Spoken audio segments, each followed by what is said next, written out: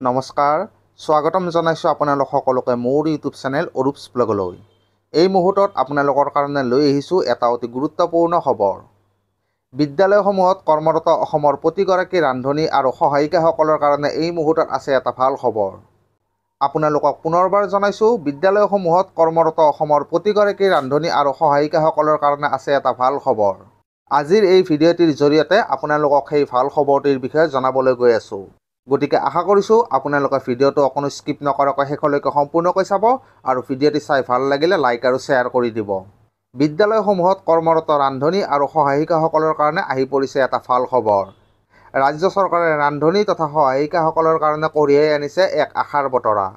অসমৰ মাননীয় মুখ্যমন্ত্ৰী ডক্টৰ হিমন্ত বিশ্ব শৰ্মাদেৱে আজি কিছু সময় পূৰ্বে সংবাদ মাধ্যমৰ আগত ৰান্ধনী তথা সহায়িকাসকলক লৈ কি ক'লে মই আজিৰ এই ভিডিঅ'টিৰ জৰিয়তে আপোনালোকক দেখুৱাবলৈ চেষ্টা কৰিছোঁ।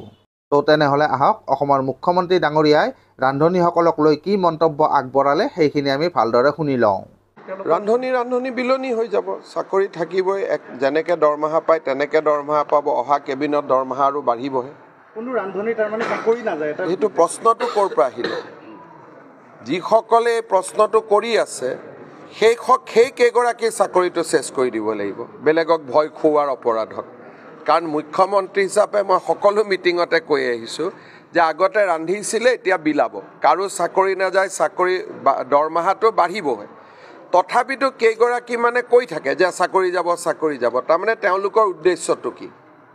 তাৰমানে তেওঁলোকৰ উদ্দেশ্যটো আন্দোলন কৰিব লাগে, স্কুলত যাব নালাগে, এইটোৱে হ'ব। গতিকে টিভিত আমি সেই মহিলা কেইগৰাকীয়ে হওক বা ৰান্ধনী কেইগৰাকী হওক নামখিনি এতিয়া উলিয়াব দিছোঁ আৰু শিক্ষা বিভাগক আমি নটিচ দিব কৈছোঁ যে কি ভিত্তিত আপোনালোকে এনেকুৱা ষ্টেটমেণ্ট দি আছে। মুখ্যমন্ত্ৰীয়ে মিটিঙে কৈ থকাৰ পিছতো যে কাৰো চাকৰি নাযায়, বৰঞ্চ দৰমহা বাঢ়িবহে। গতিকে তেওঁলোকক আমি ভিত্তিখিনি সুধিম আৰু ভিত্তিখিনি যদি ক'ব নোৱাৰে সেই কেইগৰাকী ৰান্ধনীৰ হয়তো চাকৰি যাব পাৰে। ৰান্ধনী বিলনি হৈ যাব, চাকৰি থাকিবই, যেনেকৈ দৰমহা পায় তেনেকৈ দৰমহা পাব, অহা কেবিনত দৰমহা আৰু বাঢ়িবহে। কোনো ৰান্ধনী তাৰমানে চাকৰি নাযায়, সেইটো প্ৰশ্নটো ক'ৰ পৰা আহিলে? যিসকলে এই প্ৰশ্নটো কৰি আছে সেই কেইগৰাকী চাকৰিটো চেছ কৰি দিব লাগিব, বেলেগক ভয় খুওৱাৰ অপৰাধত। কাৰণ মুখ্যমন্ত্ৰী হিচাপে মই সকলো মিটিঙতে কৈ আহিছোঁ যে আগতে ৰান্ধিছিলে, এতিয়া বিলাব, কাৰো চাকৰি নাযায়, চাকৰি দৰমহাটো বাঢ়িবহে। তথাপিতো কেইগৰাকী মানে কৈ থাকে যে চাকৰি যাব। তাৰমানে তেওঁলোকৰ উদ্দেশ্যটো কি? তাৰমানে তেওঁলোকৰ উদ্দেশ্যটো আন্দোলন কৰিব লাগে, স্কুলত যাব নালাগে, এইটোৱে হ'ব। গতিকে টিভিত আমি সেই মহিলা কেইগৰাকীয়ে হওক বা ৰান্ধনী কেইগৰাকী হওক নামখিনি এতিয়া উলিয়াব দিছোঁ আৰু শিক্ষা বিভাগক আমি নটিচ দিব কৈছোঁ যে কি ভিত্তিত আপোনালোকে এনেকুৱা ষ্টেটমেণ্ট দি আছে। মুখ্যমন্ত্ৰীয়ে মিটিঙে কৈ থকাৰ পিছতো যে কাৰো চাকৰি নাযায়, বৰঞ্চ দৰমহা বাঢ়িবহে।